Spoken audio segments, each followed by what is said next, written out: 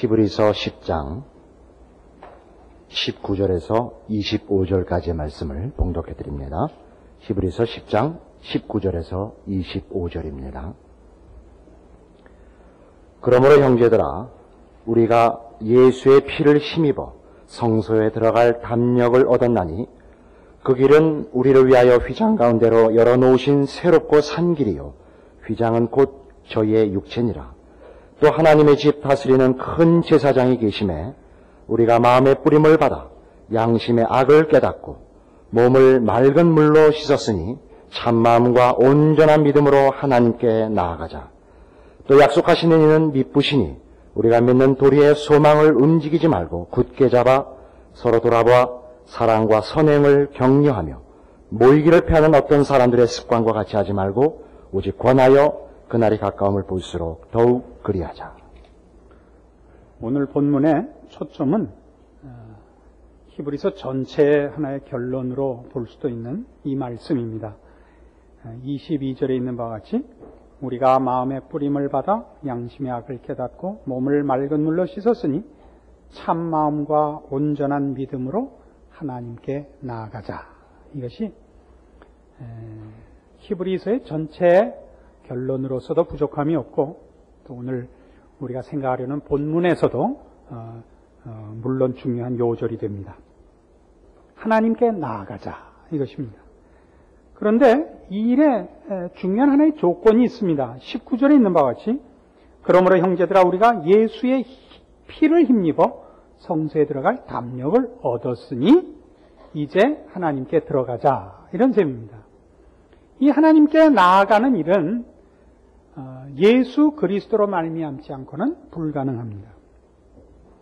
그러니까 기독교 신앙의 핵심이 뭐냐 그러면 하나님께 나아가는 것이요, 예수 그리스도로 말미암아서 그것이 가능한 것임을 아는 것입니다.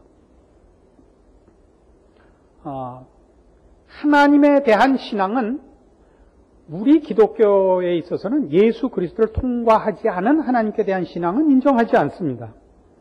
예수 그리스도만이 요한복음 14장 6절 이하에 나오는 바와 같이 길이고 진리고 생명입니다. 예수님만이 또 요한복음 10장에서 설명한 바와 같이 유일한 문입니다. 그러니까 예수 그리스도를 통과하지 않고 하나님께 나아갈 수는 없습니다. 일반 종교나 혹은 도덕의 영역에서마저도 그 어떤 윤리와 도덕의 고상한 정도 혹은 그 종교의 어떤 목표를 이런 하느님이라는 이름으로 인격화시켜서 사실은 하나의 정신을 그 목표로 하는 그런 식의 교훈을 우리는 우리 주변에서 얼마든지 봅니다. 원래 이 하나님이라는 표현 자체가 고유명사가 아닌 것입니다. 일반 명사입니다. 그래서 누구든지 이 단어를 쓸 수 있죠. 실제로 우리나라에서 쓰는 이 하나님이라는 표현은 그렇게 꼭 적당한 표현은 아닙니다. 오히려 더 일반적인 개념에서 적당하기는 하느님이 더 적당한 표현입니다. 하느님은 하늘님의 표기입니다. 하늘님. 높으심을 나타내는 것입니다. 하나님은 유일하시다라는 차원에서 우리가 하나님을 택하고 있는데, 유일하다는 것으로 신성이 증명되는 것은 사실은 그렇게 합리성이 부족합니다. 설득력이 없습니다. 예를 들면 달도 하나고 해도 하나고 그래서 우리도 하나다. 그럼 하나 외에도 하나님이에요? 그렇지는 않잖아요. 그것이 유일하다는 것 때문에 신성이 있다라는 그 증명은 되지 않습니다. 그러나 이제 우리 이쪽 동양권이 원래 가지고 있던 많은 무속 속에서 기독교가 그 믿는 하나님의 유일하심을 강조하기 위해서 하나님이라는 표기를 쓴 것이 이제 그 하나의 메시지로, 전통적인 어떤 뜻으로 굳어진 것은 참 다행한 일입니다. 그러나 뜻으로 따지자면 천주교에서 쓰는 천주님, 그러니까 그거를 천주를 우리말로 표현하면 하느님인 것입니다. 하늘님. 그 표현이 맞습니다, 오히려. 이것은 말하자면 기독교만이 가지는 개념은 아니게 되는 겁니다. 이 표현으로는. 우리의 하나님은 예수 그리스도를 통해서만이 만날 수 있는 분입니다. 그렇지 않은 하나님은 우리는 인정하지 않습니다. 왜냐하면 그것은 예수 그리스도를 통하지 않는 하나님은 결국 뭐냐 하면 하늘님인 것입니다. 우리의 어떤 종교성의 한 목표고 또는 도덕과 윤리의 한 경지의 결정이지 인격자로서 우리를 만드시고 천지를 주관하시는 하나님은 아닌 것입니다. 왜 이 예수 그리스도를 통해서 하나님을 만나야 되는가? 그 속에 뭐가 있는가? 그것이 있어야만 하나님이 우리를 만드신 하나님, 창조주시라는 것과 우리가 그 앞에 범죄한 사실이 고백됩니다. 예수 그리스도가 있어야. 그렇지 않는 하나님은, 일반 종교적 차원에서의 하나님은 인간들이 범신론의 차원에서 추적하는 자신의 종교성과 도덕성의 극진한 한 목표가 되고 마는 것입니다. 그러니까 우리가 믿는 하나님은 예수 그리스도로 말미암아서만이 만날 수 있는 하나님. 이 천지를 창조하시고 우리를 그의 형상으로 만드시고 우리를 사랑하시고 우리를 복주시기를 기뻐하사 그 아들을 보내신 하나님으로 비로소 천지의 주제이신 하나님으로 예수 그리스도를 나를 위하여 보내신 우리의 아버지로 비로소 그 자리가 잡히는 것입니다. 이 하나님, 이것이 우리의 신앙의 핵심입니다. 그래서 이 하나님께 나아가자 하는 이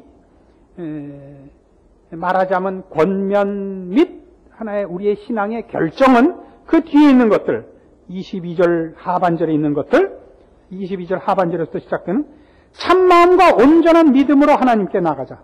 또 약속하시는 믿으시니 우리가 믿는 도리에 소망을 움직이지 말고 굳게 잡아 서로 돌아보아 사랑과 선행을 격려하자 하는 기독교 신자들이 갖는 신앙의 핵심의 그 가장 대표적인 표현, 믿음, 소망, 사랑의 유일한 한 근거가 되는 것입니다. 그래서 우리는 이렇게 오늘 얘기를 풀어나갈 수 있습니다. 신앙의 본질이 뭐냐? 그런 문제입니다. 우리 성도들이 가지는 믿음의 최고의 핵심되는 그 내용이 뭐냐? 이렇게 하나님을 아는 것입니다. 그리고 그 하나님은 예수 그리스도를 통해서만 압니다. 하나님을 안다 할 때, 우리 모든 성도들의 신앙을 보면 신앙이 그 힘을 가지지 못하는 가장 큰 이유가 하나님을 몰라서고, 또는 이제 조금 있다가 우리가 또 생각해 보겠지만, 하나님을 알되 자기 욕심을 따라 요구해서 또 신앙이 나쁘고 그렇습니다. 우리가 가장 가까운 사이, 믿음이 가장 많이 쓰이는 사이가 부부 사이입니다. 그렇죠? 부부 사이에 확신이 서지 않을 때가 있습니다. 살다가. 그때는 이유가 두 개밖에 없습니다. 하나는 상대방이 신실하냐 하는 문제에 대해서 확신이 안 서거나 상대방이 나에 대해서 사랑을 하는가 하는 문제에 대해서 자신이 없으면 자신이 없어지는 거죠. 그러니까 믿음의 본질은 이겁니다. 믿을만 하냐 하는 신실성의 문제와 그 신실함에는 여러 가지가 있습니다. 성실함뿐만 아니라 능력까지 포함되는 거죠. 그 믿음의 대상이 나에 대해서 깊은 호감을 가지느냐, 나와의 관계가 뭐냐 하는 것이죠. 이것이 바로 히브리서가 그 신앙의 문제에 있어서, 신앙의 현실에 있어서 의심과 방황 속에 있는 성도들을 위로하기 위하여 제시한, 확인시키려는 우리 하나님에 대한 설명, 거기에 핵심되는 것이 바로 이겁니다. 하나님이 얼마나 믿을만 하냐는 것입니다. 어떻게 믿을만 하죠? 우리 하나님은 예수 그리스도를 보내사 우리로 하여금 하나님 앞에 오게 하시는 이가 아닙니다. 그런 정도가 아닙니다. 하나님 앞에 범죄하여 모든 생명과 복과 영원과 거룩과 승리의 근원이신 하나님 앞에 우리가 나아올 수 있게 하신 정도가 아니라 그 복과 사랑을 우리에게 주시기 위하여 산 넘고 물 건너 예수 그리스도를 십자가에 못 박으사 기어코 찾아와 나를 잡으신 분이다 이겁니다. 그러니까 기독교 신앙은 십자가를 제시하고 우리가 어떻게 해야 되는가 신앙을 제시하여 이렇게 하라 정도가 아닙니다. 이렇게 할래? 안 할래? 정도가 아니라 하나님이 우리가 하나님에 대해 아무 의식도 관심도 없을 때, 로마서 5장에서 제시하는 바대로 우리가 아직 죄인 되었을 때, 하나님에 대하여 우리가 어떤 존재인지, 어떻게 잘못했는지, 무엇을 해야 되는지 생각도 없을 때, 하나님이 계시다는 것 자체에 대한 생각이 없을 때, 우리의 죽게 된 처지에 대한 부끄러움도, 불안도, 위기감도 없을 때, 그래서 하나님을 찾아야 되고 화목해야 된다는 어떤 열심이나 의식도 소원도 없을 때, 하나님이 우리를 위하여 산 넘고 물 건너 바다 건너서 예수 그리스도를 십자가에 못 박고 찾아오시는 겁니다. 여기에 우리의 모든 믿음의 근거와 배경이 있습니다. 하나님의 신실하심.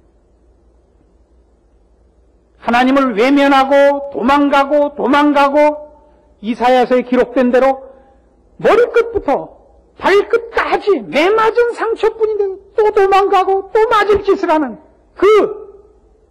이 못난 우리 인생을 하나님이 산 넘고 물 건너 찾아오시는 겁니다. 그러니까 우리의 믿음의 근거가 뭐라고? 믿음이란 우리의 소원과 우리의 욕심이 아닙니다. 우리의 열심의 문제가 아닙니다. 믿음은 언제나 믿음의 대상과 믿음의 내용에 관한 싸움입니다. 하나님을 믿는다는 것은 하나님에 대해 얼마나 아느냐의 싸움입니다. 그래서 이 사건을 놓고, 예수 그리스도의 십자가의 사건을 놓고, 우리 여기는 같이 예수 그리스도의 피를 힘입어 성소에 들어갈 담력을 얻었으니 참마음으로 하나님께 나아가자. 이 얘기 속에는 우리에 대한 권면 이전에 이렇게 찾아오신 하나님이 먼저 제시되는 것입니다. 이 하나님의 신실하심에 대하여 여러분 어떤 부족이나 어떤 결함을, 어떤 모자람을 느끼시는 부분이 있느냐 이거죠. 이 하나님. 우리가 하나님에 대하여 관심도 없을 때, 죽을 자리에 있는 우리를 구원하시고 사랑하시고 복주시기 위하여 찾아오신 하나님. 이것이 바로 예수 그리스도를 앞세우지 않고는 하나님을 만날 수 없는 이유인 것입니다. 그렇지 않은 하나님, 예수 그리스도가 없는 하나님이라면 그 하나님은 우리가 누구인지, 그 하나님이 믿음의 대상이 될 만한 어떤 근거도 제시할 수 없는 것입니다. 그런 신앙은 우리의 어떤 종교성의 한 치장이요, 우리의 열심의 한 증거가 될 뿐이지, 우리가 믿을 만하고 그를 의지하고 그를 위하여 기꺼이 목숨을 내바칠 만큼 신뢰하고 맡기고 항복할 대상이 될 수가 없는 것입니다. 여기에 히브리서가 이 일들을 우리에게 제시하는 가장 중요한 목표가 있단 말입니다. 그래서 우리는 하나님께서 우리에 대하여 어떤 열심을 갖고 있으며 어떤 사랑으로 찾아오셨는가에 대하여 예수 그리스도의 제사장 되심, 예수 그리스도를 보내신 하나님의 그 사랑 속에서 이 모든 믿음의 근거들을 확보합니다. 이것이 우리들의 신자된 자들이 누리는, 그가 소유하고 그가 힘써야 할 믿음의 배경이요, 근거요, 사실들입니다. 이것이 있는 한 성도들은 겁낼 것이 없습니다. 안 그렇습니까? 하나님 앞에 나아가는 이 길은 우리가 하나님 앞에 쫓아나가고 하나님을 선택하고 하나님을 결정하는 것이 아니라 하나님이 우리를 찾아오셨고 우리를 선택하셨고 우리를 결정하여 허락된 일입니다. 이미 하나님은 그리스도 예수 안에서 우리를 품으셨습니다. 그의 품 안에서 보채는 자인 것입니다. 우리의 불신앙이라는 것은, 우리의 신앙은 그의 품 안에서 기꺼이 하나님 앞에 우리의 마음을 드리는 것이요, 우리의 불신앙은 그의 품 안에서 마저 보채는 것, 그 차이밖에 없습니다. 이 항복이 왜 우리에게 필요하냐? 우리의 믿음, 우리의 신자로서의 존재, 우리의 책임, 모두 이것을 빼놓으면 존재하지 않기 때문입니다. 그래서 성경은 이런 식의 확인을 우리한테 매우 중요하게 여기고 있습니다. 예를 들면 디모데 전서 1장에 가보십시오.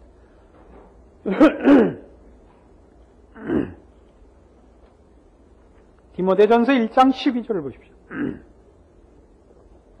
나를 능하게 하신 그리스도 예수 우리 주께 내가 감사함은 나를 충성되이 여겨 내게 직분을 맡기심이니 내가 전에는 회방자요 핍박자요 포행자였으나 도리어 긍휼을 입은 것은 내가 믿지 아니할 때 알지 못하고 행하였습니다. 우리 주의 은혜가 그리스도 예수 안에 있는 믿음과 사랑과 함께 넘치도록 풍성하였도다. 미쁘다 모든 사람이 받을 만한 이 말이요. 그리스도 예수께서 죄인을 구원하시려고 세상에 임하셨다 하였도다. 죄인 중에 내가 괴순이라. 그러나 내가 긍휼을 입은 까닭은 예수 그리스도께서 내게 먼저 일체 오래 참으심을 보이사 후에 주를 믿어 영생 얻는 자들에게 본이 되게 하려 하심이니라. 우리는 그 성경 안에서 믿음의 위인들을 꼽을 때 좋아하고 추종하고 싶은 그 사람들 중에 첫째 손가락에 제일 많이 꼽히는 사람이 사도 바울입니다.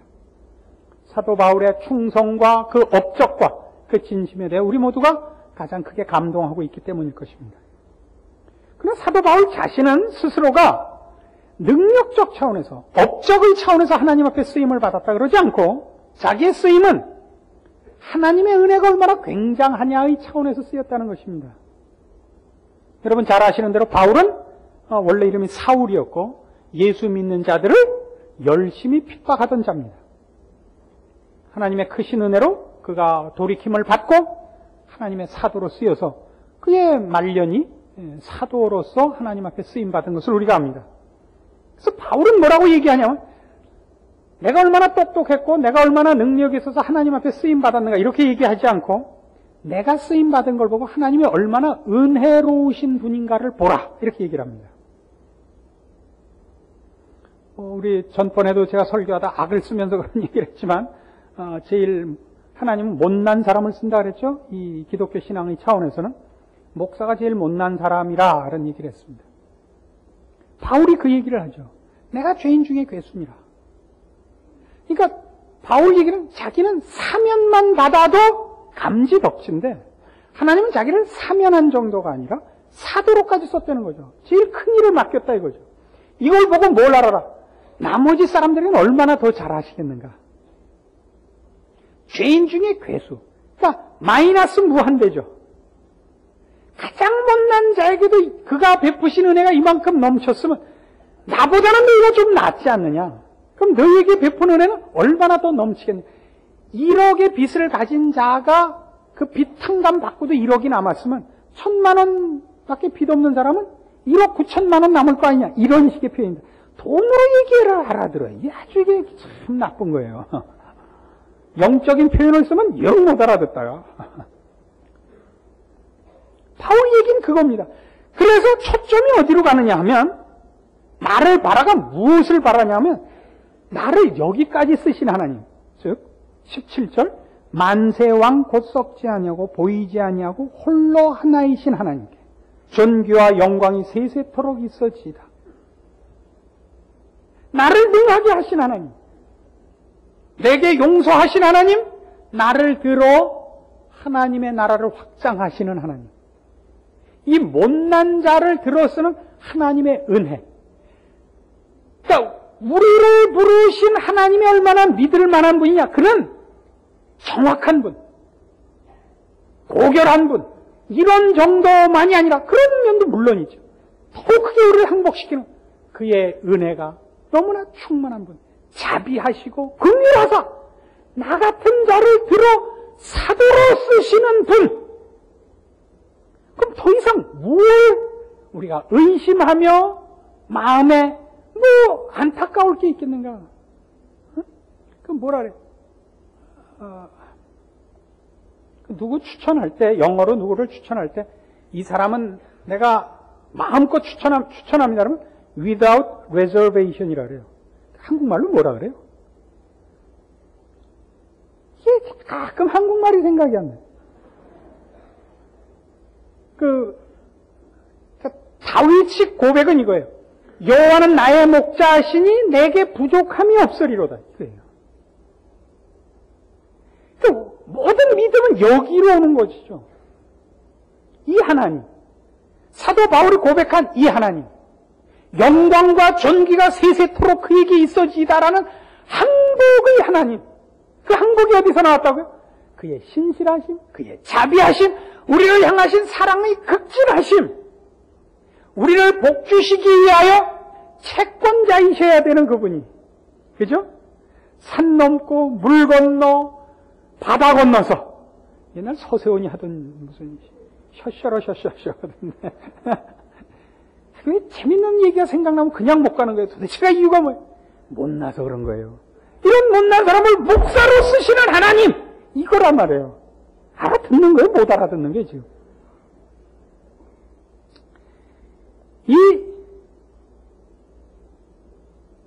우리가 살면서 배우는 게 뭐냐 하면, 신앙적 차원에서의 우리의 힘 없는 이유는 뭐냐면, 하나님이 누구냐에 대한 진정한 항복이 없기 때문이라는 사실입니다.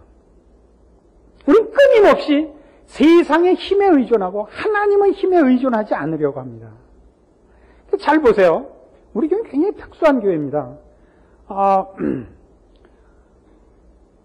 대부분의 목사님들이 우리 교회 와서는 이제 설교를 안 하려고 합니다.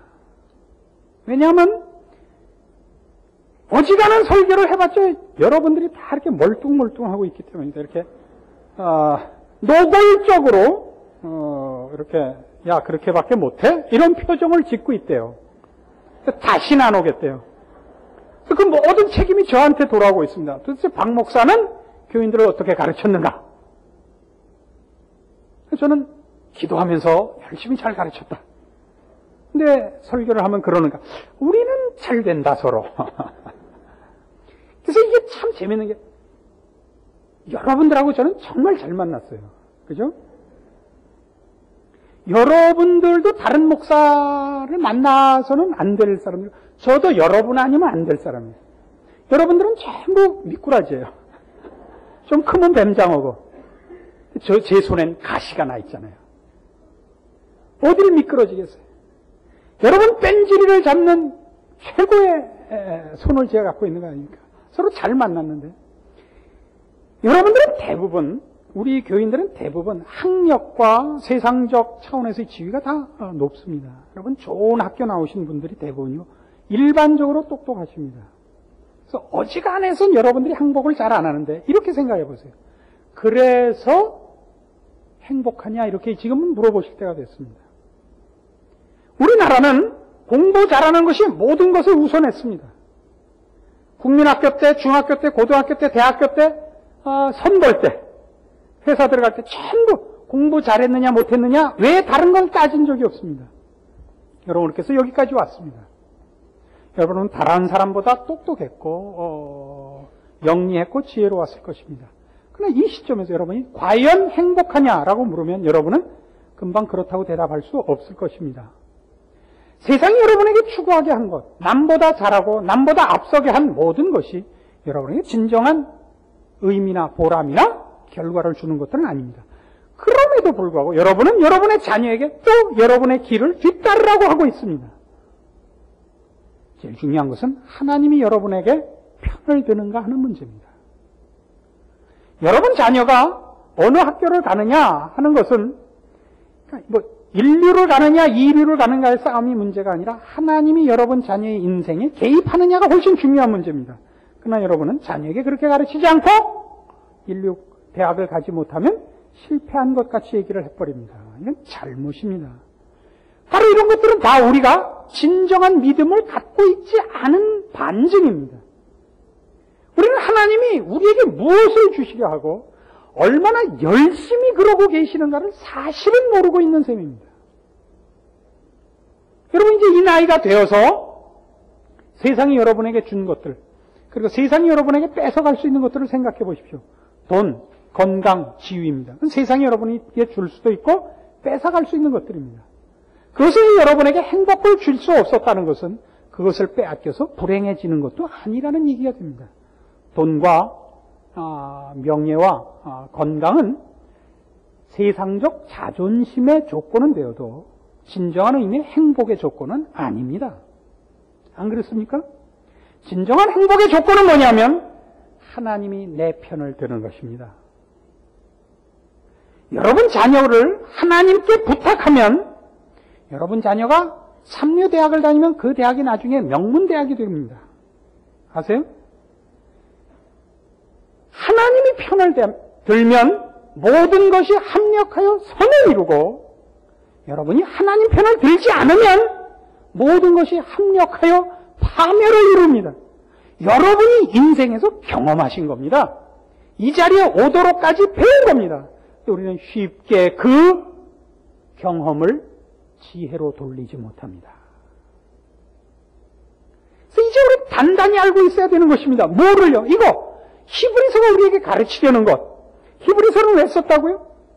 초대교회 유대인들이 유대교로부터 기독교도로 개종을 한 집단이 있었습니다. 이들이 예수 믿은 것으로 현실이 아무런 도움을 받지 못하는 데 대하여 놀란 것입니다. 예수 믿은 것이 무엇이 유익인가? 히브리서의 답은 이겁니다. 하나님이 내 편 아니냐. 하나님의 진실하심과 하나님이 모든 능력을 동원하여 온 우주와 역사를 동원하여 내 편을 드는 것을 보라. 예수 그리스도를 너희를 위해 십자가에 못 박은 것을 보라 이겁니다. 너희는 모든 것을 가진 자다 이겁니다. 실제로 고달프죠. 로마 정부에 의하여 기독교도들은 핍박을 받고 있고 또 동족들에게 외면을 받고 있습니다. 유대교에서 기독교도로 개종한 자들은 유대인들, 동족들끼리 완전히 외면해버렸습니다. 그러나 조금 전에도 말씀드린 바와 같이 우리가 돈과 건강과 지위가 있으면 행복할 줄 알았던 우리 인생을 돌아볼 때 그것이 우리를 속였던 것을 이제 깨닫는 것 같이 세상이 우리를 괴롭히는 것은 물론 잠시 고통을 주는 것은 사실이지만 그것이 불행을 초래하거나 우리의 운명에 영향을 주는 것이 아니라는 사실을 역사와 개인의 인생에서 배우셔야죠. 확인하셔야죠.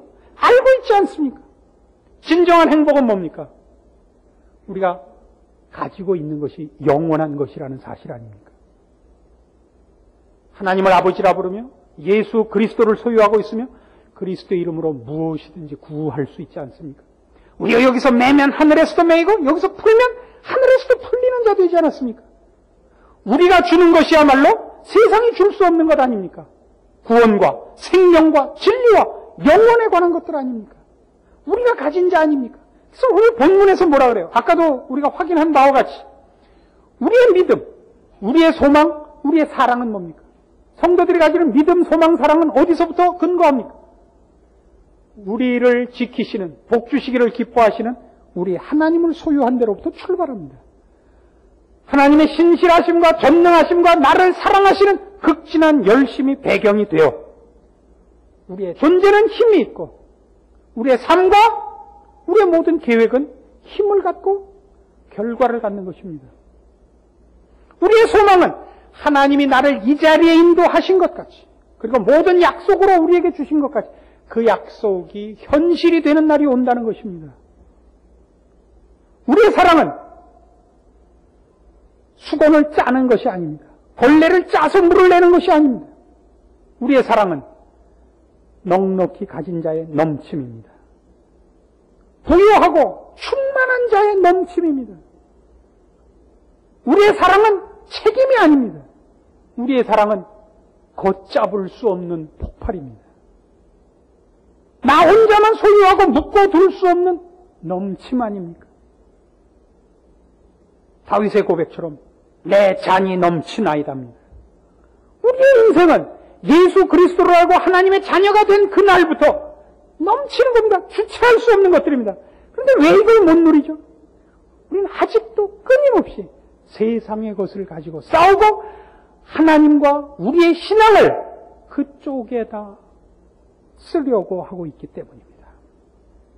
그 일에 하나님은 언제나 외면하십니다. 세상에서 여러분의 자존심을 채우고 세상의 것으로 여러분을 확보하려는 싸움에는 하나님은 늘 대답지 않습니다. 그러나 여러분이 거룩과 영광을 사모하며 우리 하나님이 나를 찾아오신 그 사랑에 참마음과 진심을 가지고 반응하며 소원하면 여러분의 인생과 여러분의 하나님 자녀 된 특권을 막을 수 있는 것은 이 땅에 없습니다. 여러분이 있는 곳에 하나님이 있고 여러분이 한 약속 하나님이 지키시고 여러분이 늘 쳐다보는 눈길들을 항복시킬 것이며 여러분의 발걸음과 여러분의 존재가 어느 곳에 있든지 거기에 기적이 동반될 것입니다. 이것이 성경이 우리에게 가르치는 이 땅에서 나그네 된 신앙의 현실을 걷는 모든 성도들에게 그들이 갖고 있는 특권과 자랑과 힘을 확인시켜주는 말씀입니다. 사도 바울의 승리는 그의 위대함 때문에 있는 것이 아니라 하나님께서 모두에게 주신 것이 지극히 작은 한 샘플에 지나지 않습니다. 모세를 부러워하거나 엘리야를 부러워하거나 바울을 부러워하지 마십시오. 그들은 우리 모두에게 허락한 하나님의 복주심과 함께 하심과 능력 되심의 그저 한 인생의 표본입니다. 우리 모두가 바울 같고가 아니라 바울보다 더하며 다윗 같고가 아니라 다윗보다 더하도록 그리스도 예수 안에서 하나님의 능력과 사랑으로 부름받은 그의 열심과 사랑과 운명을 두신 존재인 것을 기억하셔서 하나님 자녀된 특권, 신자된 자랑 누리시고 승리하시는 여러분들 인생 되기를 바랍니다. 기도하십시다. 하나님 아버지의 은혜를 감사합니다. 우리가 하나님의 자녀 되었으니 그 이상 무엇을 바라며 더 이상 덧붙일 것이 없는 부요한 자인 것을 인정합니다. 우리 하나님이 온 우주와 역사를 동원하여 나를 찾아오셨고 복 주셨습니다. 우리 안에 예수 그리스도의 인감도장이 있습니다. 우리로 우리의 자랑과 영광을 누리고 살게 하시고 믿음 안에서 승리하게 하시며 그리하여 하나님의 자녀된 특권들을 누리고 증거하고 열매 맺고 자랑하고 우리 하나님의 영광이 우리의 인생 속에서 나타나는 복된 삶을 살고 주 앞에 가게 하옵소서. 예수님의 이름으로 기도합니다. 아멘.